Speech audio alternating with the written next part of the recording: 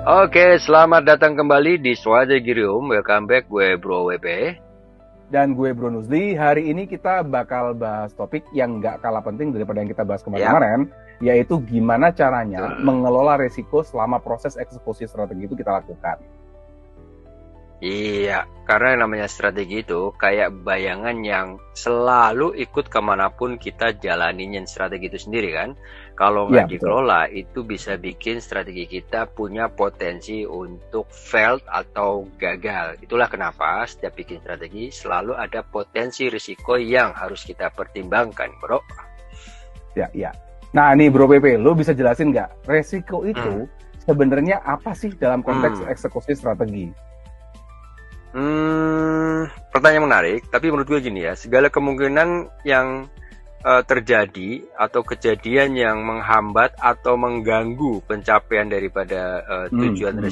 strategi itu sendiri, maka bisa dikategorikan sebagai sebuah risiko ya. Resiko Contoh ya, kalau oke. dari internal tuh kayak dari sisi SDM-nya, human resource-nya gitu ya, dari sisi Hmm. teknologinya itu sendiri, prosesnya, atau bahkan misalkan dari external factors ya, kayak misalkan dari sisi Hmm. marketnya, regulasi yang kadang juga ada regulasi-regulasi Ah, baru ya, dari ya, ya, sisi ya. kompetitor Betul. movement. Nah, itu juga bisa jadi faktor-faktor yang kita perhatikan dalam risiko yang mungkin akan muncul, bro. Oke, jadi sebenarnya resiko itu bukan cuma ancaman ya, tapi juga potensi yang harus kita Mm-mm. antisipasi. Tadi ada disebutkan kayak Ya, regulasi, kemudian faktor perubahan di pasar gitu ya. Menarik, menarik, menarik, menarik. ya, ya, ya. Dan kalau menurut gue nih, ada beberapa jenis risiko yang mesti kita perhatikan karena biasanya muncul waktu kita mengeksekusi Mhm, strategi. Contoh misalkan dari mhm, sisi mhm. risiko operasional, masalah di proses produksi atau delivery itu juga hal-hal yang mesti kita perhatikan dari sisi faktor risikonya.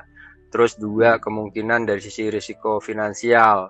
Misalnya aja dananya nggak cukup nih bro, atau bahkan Mhm, ada mhm. pembengkakan biaya atau cost di situ gitu ya. Terus Iya, kemudian iya. contoh lain apa ya, risiko pasar misalnya, risiko market, Mhm, karena ada mhm, perubahan tren atau ada perubahan demand ya. Nah mhm, itu juga harus mhm, menjadi bahan pertimbangan di sisi risiko. Bahkan tadi yang udah mhm. kita sebutin bahwa risiko terhadap sebuah regulasi, perubahan aturan dari pemerintah, karena pemerintah Iya, kan iya. juga bisa jadi karena pemerintah baru ada Mhm. kebijakan baru yang harus kita lihat juga faktor dampak Iya, atas iya. risiko itu, atau bahkan misalnya dari Ganti sisi kurikulum nih. ganti Ganti kurikulum lagi ya kurikulum. kan. Iya, itu bisa Ya, ya, ya, jadi ya. ngerubah Iya, jadi iya. faktor risiko yang tadinya risikonya kecil, akhirnya risikonya bisa menjadi lebih tinggi gitu kan. Iya, Nah, betul, yang betul. terakhir mungkin juga kita bisa lihat resiko teknologi, apalagi teknologi ini juga berkembang begitu cepat akhir-akhir ini gitu kan. Mhm, Nah, itu juga mhm. bisa menyebabkan contoh misalkan ada gangguan sistem atau bahkan cyber attack yang akhir-akhir ini juga marak terjadi, bro, gitu. Iya, iya, betul, betul. Dan resiko-resiko ini saling terkait ya. Misalnya Hmm. kayak gangguan Ya, teknologi, kemudian atau gangguan operasional, itu pasti bakalan bikin biaya ini jadi melonjak. Atau bahkan ya, kita kehilangan betul. pelanggan ya, yang tadinya setia sama Ya, kita, terus uh, keluar. Nah, akhirnya ini nih keluar, ngomongin resiko betul. nih, betul. Nah, ngomongin Hmm. resiko nih, kita ada satu kasus ya, Ya. kayak Boeing 737 Max Hmm. ya. Itu ternyata resiko yang gagal dikelola dengan Oh, baik. Ini kan kita, kalau kita lihat potensinya kayak apa hmm. namanya, kemarin beberapa kecelakaan gitu ya, kurang lebih Ya, ya itu ya, ya, salah ya. satu faktor itu yang mereka luput gitu. Iya. Nah, dan menariknya begini, Boeing ini kan punya target yang cepat dan Hmm, hemat dari sisi biaya ya untuk ngeluncurin yang tipe 737 Max itu kan, Bro. Nah, betul, betul. tapi dari sisi risiko teknis dari sistem MCAS-nya juga ternyata diabaikan tuh, atau nggak cukup Hmm, diantisipasi lah sama Boeing 737 Max waktu itu, Bro. iya. Dan Nah hasilnya ini gimana sih, Bro, hasil. menurut lo coba? Nah Hmm. itu yang menyedihkannya, kita punya Hmm. yang pasti yang sudah muncul di berita ada 2 kecelakaan tragis ya, yang jatuh, satu di Wah, Afrika itu dan satu lagi kecelakaan tragis yang jatuh di Indonesia. Nah ini yang bikin nah, produk mereka bahkan harus dihentikan dan reputasi mereka rusak parah gitu ya, saham jatuh dan nah, sebagainya. Mhm.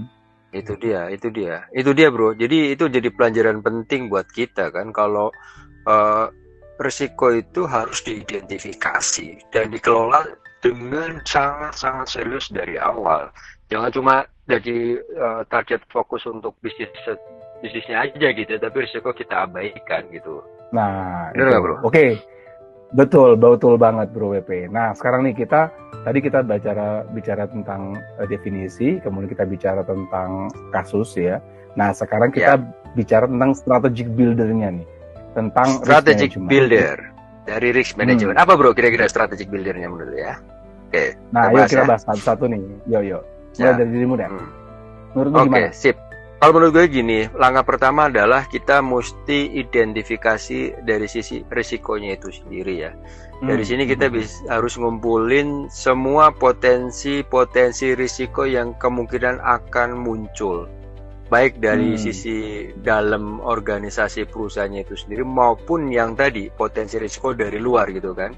Nah, misalnya dari sisi risiko keuangan, teknis, sumber daya manusianya, regulasinya, sampai risiko pasar yang mungkin nanti akan muncul, dan kita jangan takut untuk membuat itu akan menjadi realistis dan kritis untuk saat mengidentifikasinya. Karena ini menjadi fundamental atau pondasi supaya kita nanti nggak kaget gitu bro. Iya, nggak kaget-kagetan ya. Kadang-kadang kalau kita bicara tentang strategik itu kan perubahan di pasar, perubahan regulasi itu bikin, aduh kok begini, aduh kok begitu. Nah, gue setuju nih. Setelah itu langkah kedua yang kalau gue rasa ya, setelah kita identifikasi, kita analisa nih resikonya. Nah, di tahap ini kita nilai seberapa besar kemungkinan resiko itu terjadi. Makanya ada sebutannya risk appetite ya. Dan seberapa besar impact-nya kalau itu sampai terjadi. Biasanya kita pakai matriks resiko nih. Ya, membagi resiko itu ada kategori rendah, kemungkinan terjadinya, sedang, dan tinggi. Berdasarkan probabilitas terjadinya dan dampaknya. Nah, ini penting nih buat prioritas penanganan resiko tersebut gitu loh. Nah, setelah kita tahu nih bro, dampak atas risiko yang sudah kita identifikasi tadi, maka langkah berikutnya adalah kita lakukan yang namanya mitigasi risiko dong. Karena dari dampak itu pasti mitigasinya harus kita lakukan. Karena ini bagian yang paling krusial. Karena kita harus bikin yang namanya langkah-langkah yang konkret nantinya dalam bentuk rencana atas dampak risiko yang akan muncul nantinya ya.